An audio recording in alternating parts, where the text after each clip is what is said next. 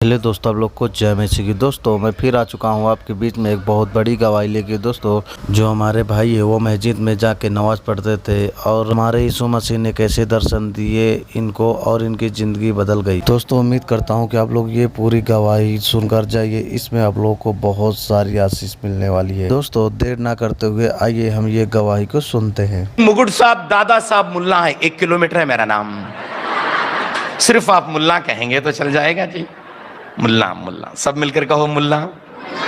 मैं मस्जिद में मुल्ला था, नमाज पढ़ाया करता था, अज़ान भी मैं ही देता था। मुसलमानों को देखें हैं आप? यस और नो? अंग्रेजी भी जानते हैं आप? बहुत अच्छा लग रहा है जी मुझे। मैं अज़ान भी देता था, नमाज भी मैं ही पढ़ाता था। चर्च में घंटी बजाने वाला एक होता है और स्टेज पे आकर सरमन देने वाला दूसरा होता है। मस्जिद में भी वैसे ही होता है, अज़ान देने वाला एक होता है और नमाज पढ़ाने वाला दूसरा होता है। हमारे मस्जिद में कोई नहीं थे, अज़ान भी मैं ही देता था, नमाज भी मैं ही पढ़ाता था। अल्लाहु अकबर अल्लाहु अकबर कह देता था और नमाज भी मैं ही पढ़ाता था। 17 साल की उम्र तक मेरे गांव में मुझे यह भी पता नहीं था कि हिंदू और मुसलमान को छोड़कर दुनिया में कोई और जात है, कौम है, मजहब है। इतना अनजान था मैं, इतना अनपढ़ था मैं, इतना गरीब या उस इनसिग्निफिकेंट इलाके से आया हुआ इंसान था। मैं 17 साल की उम्र तक यीशु मसीह के बारे में बिल्कुल न जानने वाला आज हजारों की तादाद में ऐसे लोगों को यीशु मसीह के बारे में बताने के लिए परमेश्वर मुझे सहायता किया। मैं परमेश्वर का धन्यवाद देना चाहता हूं। हमारे गांव में एक छोटी सी मस्जिद थी। जैसे मैंने बताया, मैं ही अज़ान देता था और नमाज में ही पढ़ाता था। बड़ी मुश्किल से चंद लोग नमाज को आया करते थे, वो भी बूढ़े लोग जो नौकरी नहीं है, काम नहीं है, रिटायर्ड हुए हैं, कोई नहीं आता था। बाजू गांव में मस्जिद में नमाज के लिए बहुत सारे लोग आ रहे हैं। मैं लोगों से कहता था बस बाजू गांव में लोग आ रहे हैं लेकिन हमारे मस्जिद को नहीं आ रहे। तबलीग जमात में घुस गया मैं। तबलीग जमात एक इस्लामिक ऑर्गेनाइजेशन है जिसको ग्रास रूट मूवमेंट कहते हैं। 157 ममालिकों में, मुल्कों में आज ये ऑर्गेनाइजेशन फैली हुई है। उसमें मैं काम करना शुरू कर दिया और हर मुसलमानों के घर घर जाकर बुलाता था।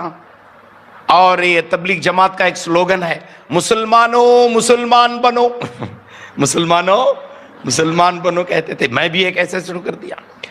और हमारी, जब मैं कॉलेज पढ़ाई कर रहा था और 18, 19, 20 साल की उम्र थी मुझे, और बहुत सारे लोगों को लाते थे और मैं लखनऊ जाकर कुरान पढ़ना चाहता था, मौलवी बनना चाहता था और इस्लाम के बारे में प्रचार करना चाहता था। घर घर जाकर, रमज़ान का महीना जब आ जाता था तो तुम्हें मालूम होगा कि अगर आप मुसलमान को जानते हैं तो रमज़ान के महीने में मुसलमान रोज़ा रखते हैं। रोज़े के पहले 4:30 या 4 बजे करीब सहरी के कहते हैं, खाना खा लेते हैं और मैं लालटन पकड़ के हमारे इलाके की गली गली में जाता था। रोजदारों, रोजे की सहरी का वक्त हो गया, उठो। ये तमाम काम करता था मैं। उसके बाद मैं अपने बड़े शहर बेंगलुरु किसी नौकरी के सिलसिले में मैं चला गया और उसके बाद मेरी ऑर्गेनाइजेशन को मैंने बदल दी।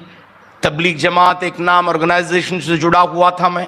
वहाँ जाने के बाद जमात इस्लामी, जो कुरान को बहुत साइंटिफिक तरीके से पढ़ने वाले, उसमें एजुकेटेड लोग रहते हैं, उसमें मैं जुड़ गया। और 1980 की बात है।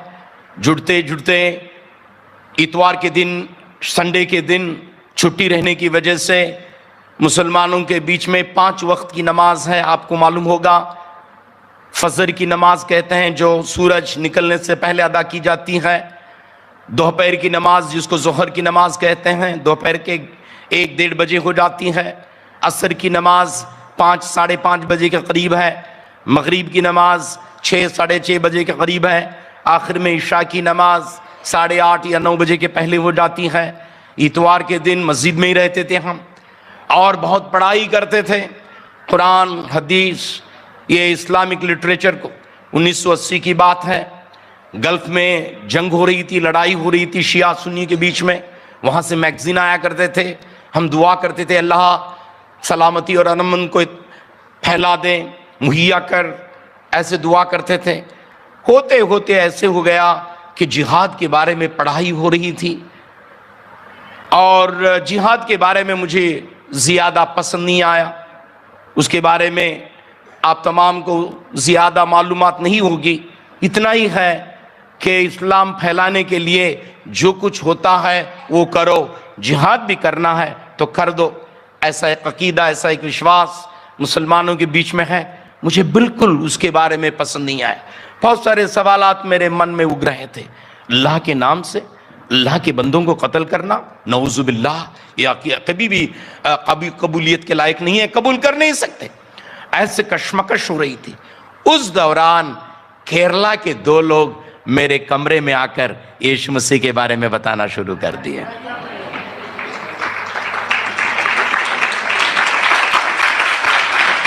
उनकी भाषा मुझे नहीं आती थी, मेरी भाषा उनको नहीं आती थी। मलयालियों को, चंद मलयाली हैं, मलयालम छोड़कर दूसरी भाषा आती नहीं। और मुझे अंग्रेजी तो बिल्कुल आता नहीं था उस वक्त ज्यादातर। उन्होंने मुझे थोड़ा बहुत बताना शुरू कर दिया। उनको पता चला कि मुझे कुछ मालूम नहीं हो रहा है। उसके बाद एक भाई को ले आए जिसका नाम सिराजुद्दीन अंसारी था, जो वेस्ट बंगाल के थे, वो खुद मुसलमान थे। यीशु मसीह को कबूल करके एसएबीसी में बीडी की, बैचलर ऑफ डिविनिटी कहते हैं, बाइबल के सिलसिले में जुड़ी हुई है डिग्री है वो, उस डिग्री को पढ़ने के लिए एसएबीसी में पढ़ाई कर रहे थे। वो भाई को मेरे पास ले आए।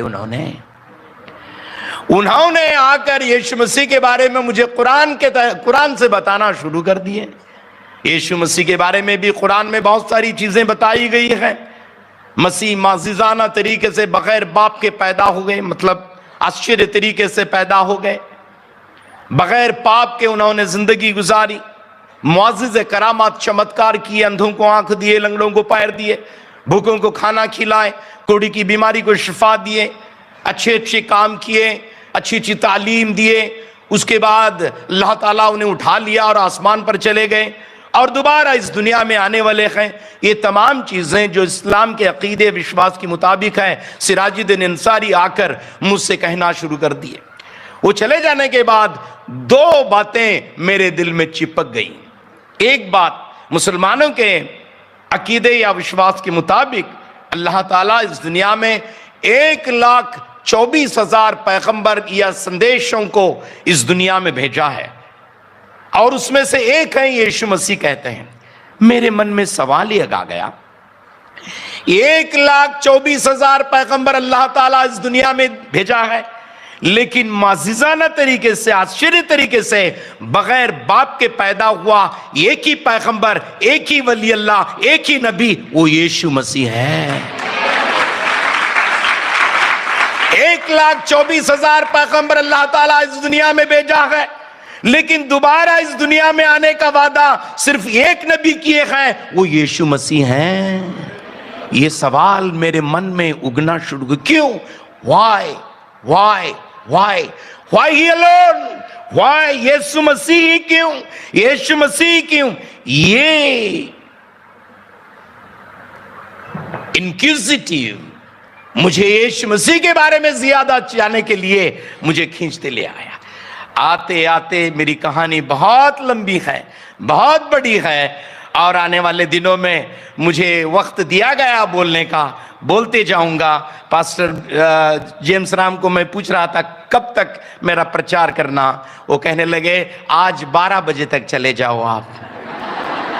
बहुत खुशी हो गई मुझे। जिंदगी में पहला एक कन्वेंशन मेरी जिंदगी में आ रहा है रात के 12 बजे तक।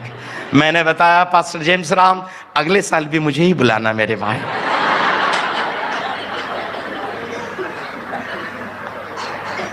तकरीबन 8 महीने की कश्मकश होती रही मुझे। कुरान या बाइबल, मस्जिद या चर्च, क्रिश्चियनिटी या इस्लाम, बहुत सारी चीजें इसमें आकर्षित कर रहे थे। और उसके बाद उन्होंने मुझे उर्दू बाइबल दे दी। मेरी मादरी जुबान उर्दू है, लेकिन हमारी स्टेट लैंग्वेज कन्नड़ा है। उर्दू में मुझे बाइबल दे दी उन्होंने। बाइबल में पढ़ते पढ़ते 3 किताबें मुझे बाइबल में बहुत पसंद आ गई। एक भजन संगीता, जबूर जिसे कहते हैं, और मैं बीमार था उस वक्त, बहुत परेशानी से गुजर रहा था। जब मैं भजन संगीता जबूर को जब कभी पढ़ता हूं तो बहुत अच्छा लगता था मुझे। आज भी जब मैं मुसलमानों के बीच में मसीह के बारे में पैगाम देने के लिए जाता हूं, या कलीसिया को मुसलमान आ जाते हैं, तो हमेशा जबूर को दिया करता हूं। हमारे पास बहुत सारे बुकलेट्स हैं, अलग अलग वक्त पर बीमारी के दौरान कैसे दुआ करना, सुबह को किस तरीके से दुआ करना, शाम को किस तरीके से दुआ करना। उर्दू में अलग अलग दुआओं को जबूर या भजन संगीत से चुनकर हम लिखे हैं, मुसलमानों को वही देते हैं। बहुत अच्छा लगता था मुझे। और उसके बाद ये पहाड़ी प्रचार, पहाड़ी वाज जिसे कहते हैं, यीशु मसीह पहाड़ पर बैठकर अपने पास आए हुए हजारों की तादाद में यीशु मसीह परमेश्वर के वचन को बांट रहे थे, उसको पहाड़ी वाज कहते हैं, पहाड़ी प्रचार कहते हैं। वो बहुत मुझे पसंद आया। ऐसे पढ़ते पढ़ते पढ़ते पढ़ते पढ़ते पढ़ते पढ़ते इस आयत पर मेरी नजर गड़ गई, जहां कहा गया है, अगर अपनों को मोहब्बत करने वालों ही को मोहब्बत करोगे तो क्या ज्यादा करोगे, अपनों को खाना खिलाने वालों ही को खाना खिलाओगे तो क्या ज्यादा करोगे, अपनों को खाने के लिए दावत देने वालों ही को दावत देगो तो क्या ज्यादा करोगे। गैर कौम के लोग वैसे करते हैं, महसूल लेने वाले वैसे करते हैं, लेकिन मैं तुमसे कहता हूं अपने दुश्मन से प्यार करो। मेरा दिल ये वचन को पढ़ने के बाद पिघल गया, कच्ची दीवार में कंकर जैसे चिपक जाता है। ये वचन मेरे मन में पकड़ गया। दुश्मन को अदावत करने के लिए, दुश्मन से नफरत करने के लिए, दुश्मन से बैर रखने के लिए, दुश्मन को कत्ल करने के लिए जब ये अकीदा सिखाया जाता है, तो उसके बरअक्स मैं यहां देख रहा हूं कि दुश्मन को प्यार करने के लिए, मोहब्बत करने के लिए। मेरी आवाज को सुनने वाले, अंदर और बाहर बैठकर देखने वाले प्यारे भाई और बहनों से मैं कहना चाहता हूं, दुश्मनों को प्यार और मोहब्बत करने के लिए अगर कोई एक व्यक्ति सिखाया हुआ है तो वो मुर्दों में से जी उठा मेरा अल मसीह है। हालेलुया, ऊंची आवाज से हालेलुया। इसलिए बड़े गर्व के साथ मैं आज कहना चाहता हूं, ये एक आला मजहब है, एक आला रास्ता है, एक उम्दा रास्ता है। इस रास्ते में परमेश्वर हम तमाम को लाया है। क्यों ना जोरदार तालियों के साथ उस परमेश्वर का तहे दिल से आज हम शुक्रिया अदा करेंगे।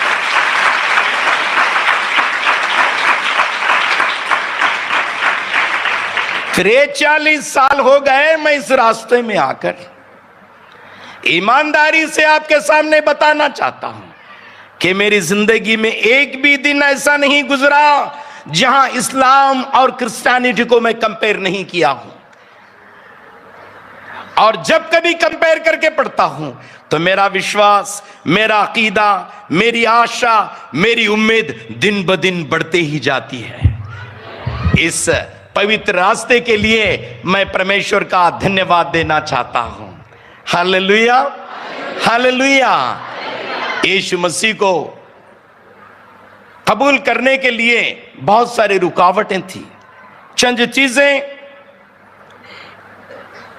यीशु मसीह की तरफ मुझे खींच तो रही थी।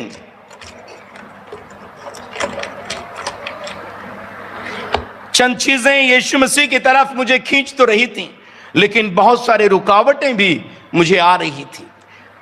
एक दिन मैं उनसे बहस कर रहा था। ये SABC कॉलेज में BD की पढ़ाई कर रहे थे, बैचलर ऑफ डिविनिटी कहते हैं, वो एक बाइबल कॉलेज की डिग्री है। और हमेशा आया करते थे, बुधवार के दिन आया करते थे, बहस होती थी कुरान, बाइबल, इसके बारे में और की क्रिया करते थे। एक दिन उन्होंने बताया कि भाई मुल्ला साहब, हम आपके साथ बहस करने के लिए हमारे पास वक्त नहीं है, हमें बाइबल कॉलेज जाना है, अगर नहीं जाएंगे तो वहाँ परेशानी हो जाएगी, अगर बहस करना है तो दोबारा कर देंगे, अब हम दुआ करने के लिए जा रहे हैं, अगर आप हमारे साथ दुआ करना चाहते हैं तो दुआ कर लो, या नहीं तो आप मेहरबानी करके चले जाइएगा। उन्होंने बताया। उस वक्त मैं डायलामा में था, इस तरफ भी नहीं उस तरफ भी नहीं, ना ही मुसलमान में पक्का हूं ना ही क्रिश्चियन की तरफ आया हूं, डोल मडल कहते हैं ना, ऐसे माहौल में था मैं। उनके साथ मैं कहा मैं भी आपके साथ दुआ करना चाहता हूं। उस वक्त मैंने आंखें बंद कर दी, क्योंकि मुसलमान दुआ जब करते हैं, प्रार्थना नमाज वगैरह करते हैं, तो उस वक्त आंखें बंद नहीं करते। क्रिश्चियन लोग आंखें बंद करके दुआ करते हैं। मैं भी आंखें बंद कर दी और मैंने भी दुआ करना शुरू कर दी। दुआ मेरी क्या थी मालूम क्या? कुरान शरीफ की एक पहली आयत है, पहला सूरा जिसे कहते हैं, पहला चैप्टर है, उसमें ऐसी एक दुआ है, अहदिना सिरातल मुस्तकीमा सिरातल लजीना। उसमें ऐसे बताया, अल्लाह मुझे तेरे सीधे रास्ते पर चला। मैं भी यही दुआ की, अल्लाह ऐ खुदा मुझे सीधे रास्ते पर चला। मैं मानता हूं खुदा एक है, परमेश्वर एक है। खुदा अगर एक है, परमेश्वर अगर एक है, खुदा के पास जाने का रास्ता भी एक ही होगा। ऐ खुदा मैं जानना चाहता हूं दिल की गहराइयों से। उस रात जुमेरात का दिन था, गुरुवार का दिन था मुझे लगता है, उस दिन मैं प्रार्थना करना शुरू कर दिया। और करते करते करते थोड़े वक्त में ऐसे लगा कि कोई ठंडा पानी मेरे दिल में डाल रहा है। पवित्र आत्मा उस रात जोरावरी से मेरे अंदर काम करना शुरू कर दी। प्रार्थना के बाद फौरन वापस बाहर वो निकल आ गए। आने के बाद भाइयों को मैंने बताया कि भाई दुआ के दौरान मुझे बहुत अच्छा लगा, शांति लगी, ऐसे लगा कि तमाम मेरे शक ऐसे निकल गए जैसे सूखे हुए पत्ते पेड़ से गिर जाते हैं। बहुत आनंद हो गया, उनको भी बड़ी खुशी हो गई। दोबारा वो अंदर लेके चले गए, यीशु मसीह के बारे में बहुत सारी चीजें उन्होंने बताई। उस रात मैं यीशु मसीह को मेरे मुनज्जी के तौर पर, मेरे रक्षक के तौर पर उस रात मैंने कबूल कर दी। उस वक्त मेरी प्रार्थना, जीऊंगा तो मसीह के लिए, मरूंगा तो मसीह के लिए। वो अकीदा, वो विश्वास, वो डिसीजन आज भी है और मरने तक मैं रखूंगा। यीशु मसीह का रास्ता पाक रास्ता है, यीशु मसीह का रास्ता सच्चा रास्ता है, यीशु मसीह का रास्ता आसान रास्ता है, यीशु मसीह का रास्ता इंसानी रास्ता है, यीशु मसीह का रास्ता हर एक के लिए, हर एक कौम के लिए, हर एक नस्ल के लिए, हर एक माहौल के लिए, हर एक इलाके के लिए एप्लीकेबल रास्ता है। इसलिए इस रास्ते में परमेश्वर आप तमाम को लाया है, मुझे लाया है। मैं परमेश्वर का धन्यवाद देना चाहता हूँ।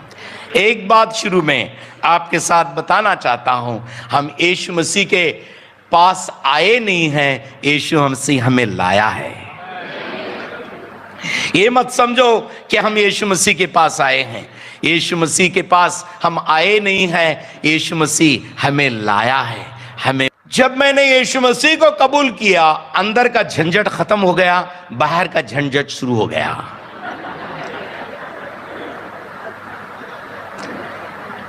जब मैं बेंगलुरु में था, उस वक्त यीशु मसीह को कबूल किया था। एक वक्त की भी नमाज मैं मिस नहीं होता था। जोहर दोपहर की नमाज के अलावा, जब मैं एक फैक्ट्री में काम कर रहा था, मैं वो नमाज के अलावा कोई नमाज मिस नहीं होती थी। मस्जिद में सबको मालूम हो गया कुछ गड़बड़ हो गया है, मुल्ला अब नमाज को नहीं आ रहा है। और उसके बाद मुझे पूछताछ शुरू हो गई, मुझे डर लगने लगा कि मेरी जिंदगी खतरे में है। वहां से वो लोग जिन्होंने मुझे यीशु मसीह के बारे में बताए थे, वो मुझे केरला ले गए।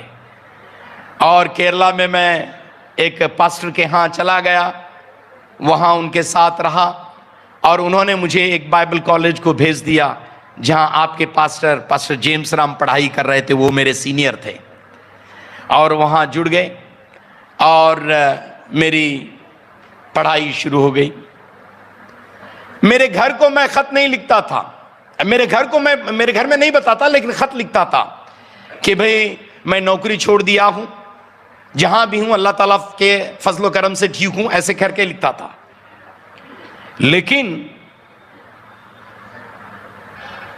तकरीबन 10 या 11 महीने के बाद एक बीमारी थी, वो बीमारी दुआ के जरिए से मुझे छुटकारा मिला। और उसके बाद मैं मेरे गांव के लोगों को खत लिखा, खास करके मेरी मां को।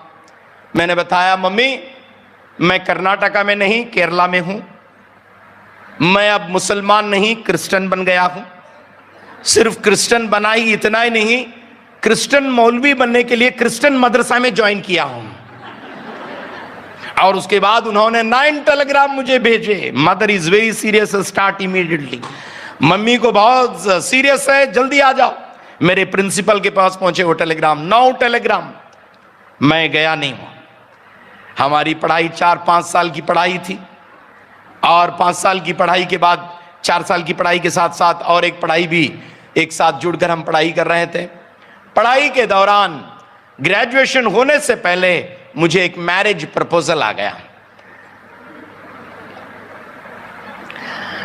नौजवान को मैरिज का प्रपोजल आने के बाद बड़ी खुशी हो जाती है।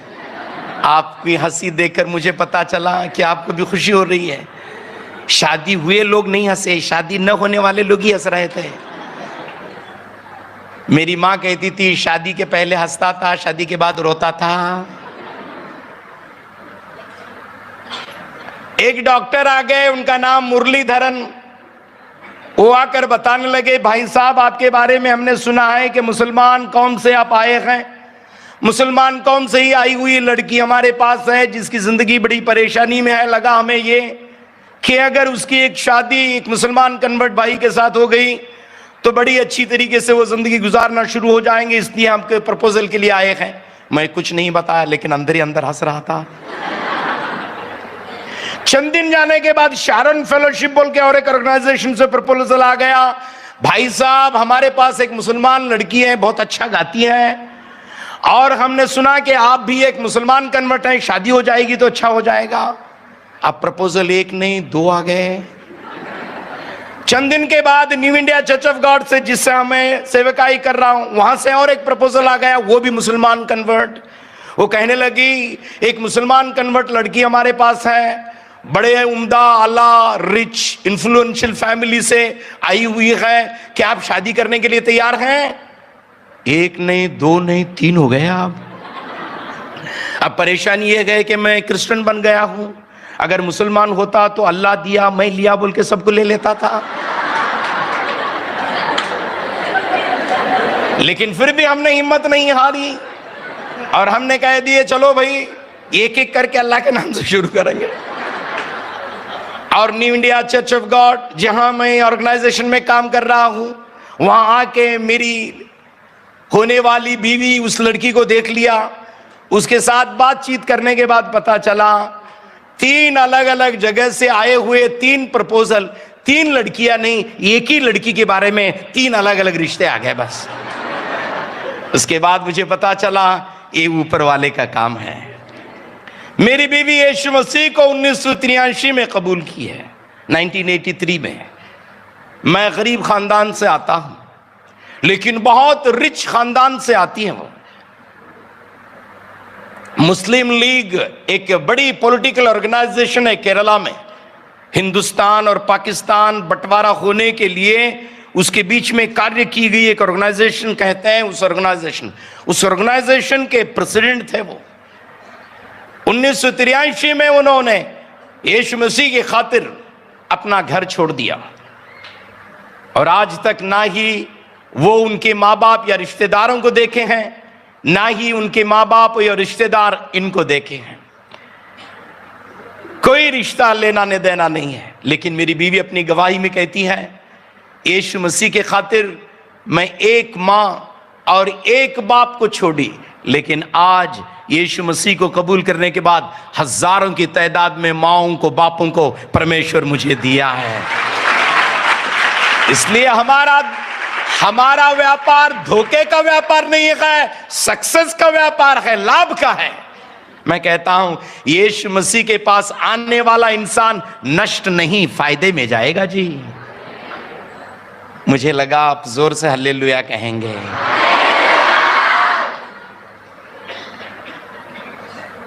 ऐसे हमारी जिंदगी गुजर रही है। मुझे 2 बच्चे हैं, एक लड़की लड़का।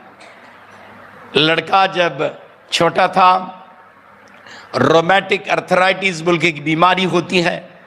उस बीमारी को डॉक्टर लोग कहते हैं घुटनों को चाटता है दिल को काटता है।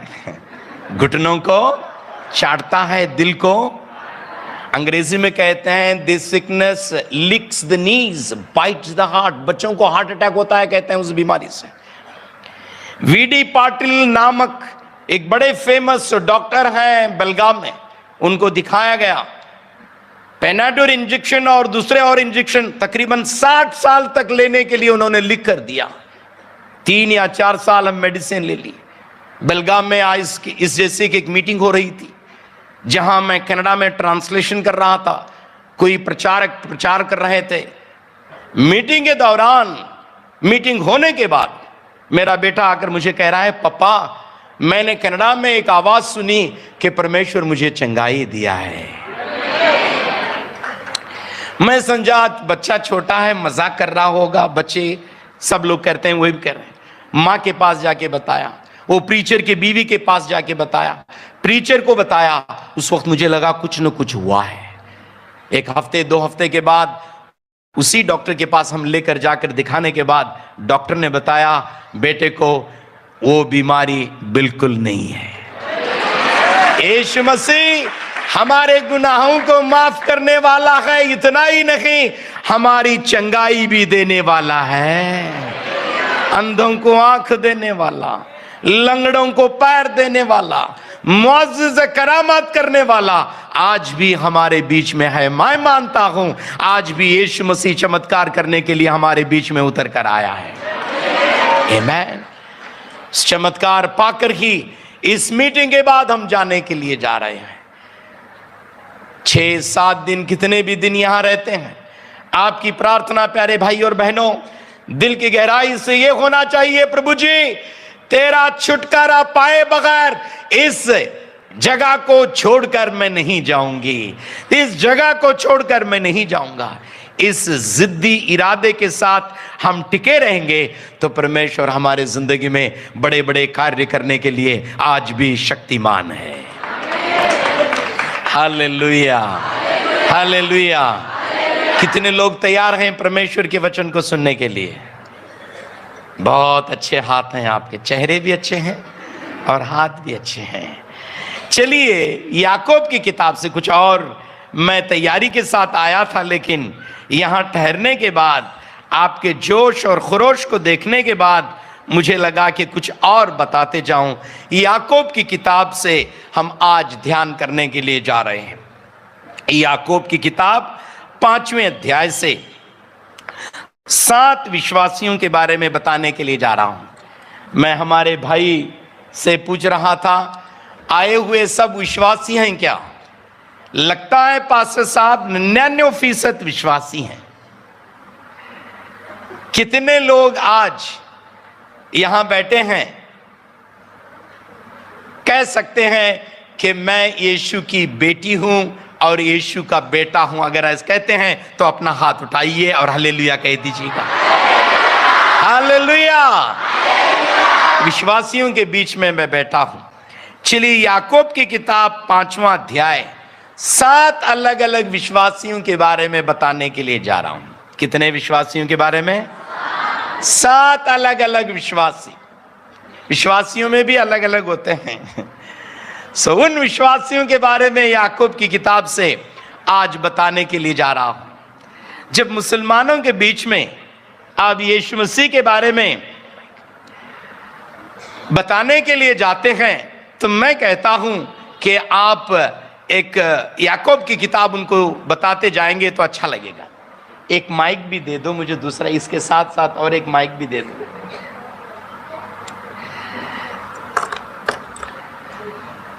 7 अलग अलग विश्वासियों के बारे में याकूब की किताब में 5 अध्याय हैं। पहले अध्याय में बताया गया है हाउ टू स्टैंड, स्टैंडिंग के बारे में, ठहरने के बारे में। पहले अध्याय में क्या बताया गया है? ठहरने के बारे में। किसके बारे में? गिरना नहीं है, हमें क्या करना है? ठहरना है, ठहरने के बारे में। दूसरे अध्याय में सर्विंग के बारे में, कैसे हमें खिदमत करना है, कैसे हमें सेवकाई करना है। तीसरे अध्याय में स्पीकिंग के बारे में बताया गया है, कैसे हमें बोलना है। चौथे अध्याय में सबमिशन के बारे में, मतलब हम अपने आप को कैसे समर्पित जीवन बिताना है, इसके बारे में बताया गया है। 5वें अध्याय में सफरिंग के बारे में, जिंदगी में आने वाले मुश्किलात का कैसे हम डट कर मुकाबला करना, इसके बारे में बताया गया है। स्टैंडिंग के बारे में, सर्विंग के बारे में, स्पीकिंग के बारे में, सबमिटिंग के बारे में और सफरिंग के बारे में, ये 5 अलग अलग सच्चाइयां याकूब की 5 अध्याय में बताया गया है। पहले अध्याय में आप कैसे मजबूती से ठहरे रहना, इसके बारे में बताया जा रहा है। अक्सर हम गिर जाते हैं। गिरने की 2 वजूहात होती हैं, 2 कारण। पहला कारण बाहर की शक्ति, उसको ट्रायल कहते हैं। दूसरा कारण अंदर की शक्ति, उसको टेम्पटेशन कहते हैं। Trial, temptation. ट्रायल मतलब दुख, संकट, मुसीबत, समस्याएं, बीमारियां, बाहर से आने वाली तमाम परेशानियां, दुख दर्द को अंग्रेजी एक लफ्ज में ट्रायल्स कहते हैं याकूब। अंदर से आने वाली एक शक्तियां हैं, उसको टेम्पटेशन कहते हैं, आजमाइशें कहते हैं। आजमाइशें, सब मिलकर कहो आजमाइशें। और एक बार जोर से। हिंदी में कुछ और शब्द है उसके लिए, क्या कहते हैं उसको? आजमाइशों, टेम्पटेशन। आजमाइशों में ना गिरूं, वचन की रोशनी दे प्रभु। आजमाइशों में ना गिरूं, वचन की रोशनी दे प्रभु। औरों के पापों को क्षमा करने को दे दे मसीह का मन मुझे। औरों के पापों को क्षमा करने को दे दे मसीह का मन मुझे। तो दोस्तों, आप लोगों ने इस गवाही को देख लिया कि ये गवाही कितना अद्भुत था, कितना अद्भुत तरीके से जो प्रभु के दास हैं, जो पहले की मुस्लिम परिवार से हुआ करते थे दोस्तों, आज इन्होंने परमेश्वर को ग्रहण किया है और आज ये परमेश्वर पर पूरी रीति से, अपने पूरे मन से परमेश्वर पर भरोसा करते, विश्वास करते दोस्तों, और परमेश्वर के वचन को हम सबके सामने बांटते दोस्तों। ये गवाही आप लोगों को कैसे लगा दोस्तों? जब ये गवाही मैं सुन रहा था दोस्तों, सच में मुझे ये गवाही बहुत ही प्यारा लगा था कि कितना अद्भुत तरीके से जो एक मुस्लिम परिवार है, जो मुस्लिम भाई है, उन्होंने सच में परमेश्वर की महिमा के लिए बहुत ही अद्भुत गवाही, बहुत ही अद्भुत रहस्यमय वचन को, परमेश्वर के वचन को हम सबके सामने साझा किया, बांटा दोस्तों। सच में दोस्तों ये वीडियो बहुत अद्भुत लगा, बहुत ही अच्छा लगा दोस्तों। चलिए मिलता हूँ फिर आप लोग से अगली वीडियो में ऐसी कुछ न्यू टेस्टमनी के साथ, न्यू अद्भुत वीडियो के साथ। तब तक बने रहिए इस चैनल पे। सबको जय मसीह की। और हाँ दोस्तों, ये वीडियो ख़त्म करने से पहले मैं आप लोगों से एक छोटी सी रिक्वेस्ट है मेरी आपसे एक छोटी सी विनती है दोस्तों, कि अगर आप लोग चाहते हैं कि ये गवाही हमारे और भी मसीह भाई बहन लोग देखें, हमारे और भी विश्वासी लोग देखें, तो आप लोग इस गवाही को ना उनके पास ज़रूर से ज़रूर शेयर करें। उनके मोबाइल में, व्हाट्सएप ग्रुप में आपके जितने भी मसीह लोग हैं, जहाँ जहाँ मसीह लोग आपके पहचान के दोस्तों, वहाँ इस गवाही को आप लोग जरूर से जरूर शेयर करें दोस्तों। और हाँ दोस्तों, अगर आप लोग इस चैनल पर पहली बार आए, इस चैनल को सब्सक्राइब नहीं किया तो सब्सक्राइब कर लीजिए, ताकि जब भी कोई अद्भुत वीडियो मैं इस चैनल पर लाऊं, सबसे पहले आप लोगों तक पहुँचे और आप लोग देख कर प्रभु में और ज़्यादा विश्वास योग्य बन सके और भी परमेश्वर पर आप लोग विश्वास मजबूत हो सके। चलिए दोस्तों, मिलता हूँ नेक्स्ट वीडियो में। सबको जय मसीह की। परमेश्वर आपको ढेर सारी आशीष से प्रदान करे। आमीन।